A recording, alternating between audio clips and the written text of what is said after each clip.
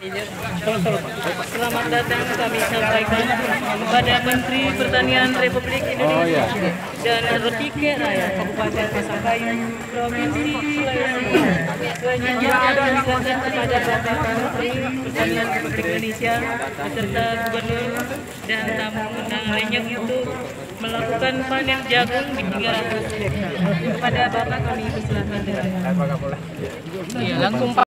Tanpa olah tanah Pak Menteri. Tanpa olah tanah. Mundur. Kalau bisa dokumentasi ke sana Pak. Ini TOT ini Pak Menteri, tanpa olah tanah. Anak sampai 8 ton. Dan sekiranya kita mendengar alutsista yang sesuai dengan SOP-nya, teknik Pak Menteri, ini kita lihat dari anak sampai 8 ton itu Pak Menteri.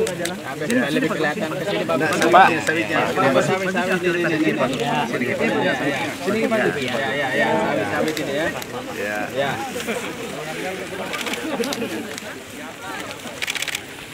Ya Pak. Ini Pak.